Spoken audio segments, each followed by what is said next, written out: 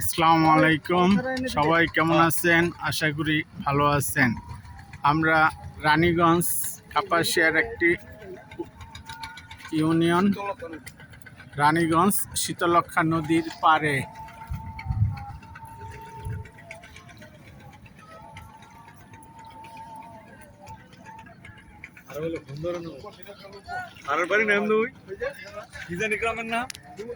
এক পাশে কাপাসিয়ার রানীগঞ্জ, অপর পাশে নরসিংদীর শিবপুর।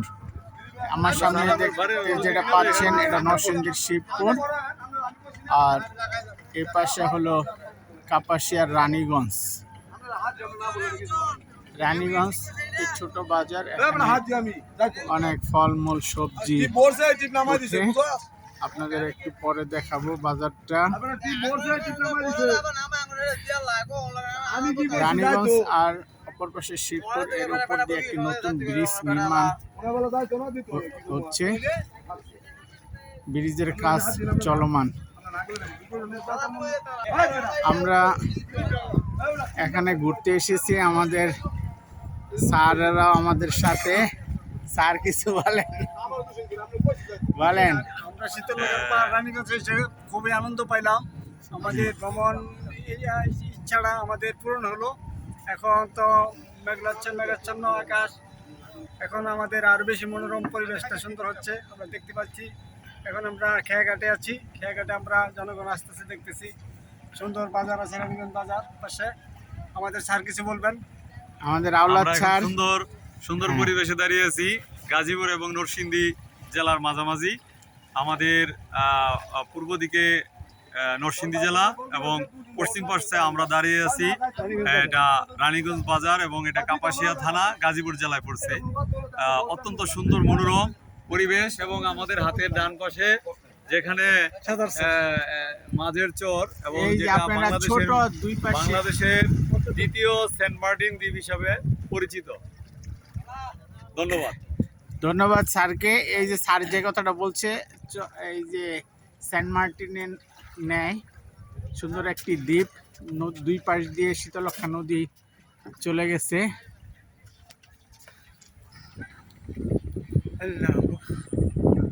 শীতলক্ষা নদীটি গোড়াশাল ব্রিজ হয়ে কাপাসিয়া হয়ে রানীগঞ্জ বাজারের পাশ দিয়ে একদম কাপাসিয়া উপজেলার হয়ে এদিকে চলে গেছে, বর্মি চলে গেছে। নদীর ওই পারে কাপাসিয়ার অন্যান্য ইউনিয়ন, আড়াল একটি গ্রাম, এই যে দেখতে পাচ্ছেন। আর এরই উপর দিয়ে একটি নতুন ব্রিজ হচ্ছে, এখনো কাজ চলমান।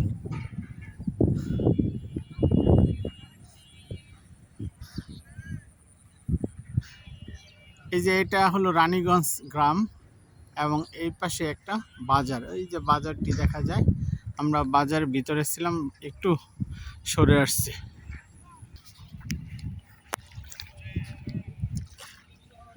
নদীর পাড়ে আসলে অনেক ভালো লাগে। আমাদের স্যাররা এসেছি আমরা এক হুজুরের বাসায় দাওয়াত খেতে, খেয়ে দিয়ে এখন আমরা নদীর পাড়ে একটু ঘুরছি। এই যে আমার সাথে আছেন অলিউল্লাহ হুজুর। আসসালামু আলাইকুম। আপনাদের নদীটা একটু দেখাচ্ছি ঘুরে ঘুরে। বিশাল নদী, এর আগে একটি ভিডিও করেছি, সেটাও শীতলক্ষা নদীর, এবং সেটা চরসিন্দুর ব্রিজের উপর থেকে। আজ সেখান থেকে প্রায় আরও 15 কিলোমিটার দূরে এসে এই ভিডিওটি বানিয়েছি। আপনাদের কেমন লাগছে কমেন্ট করে সবাই জানাবেন।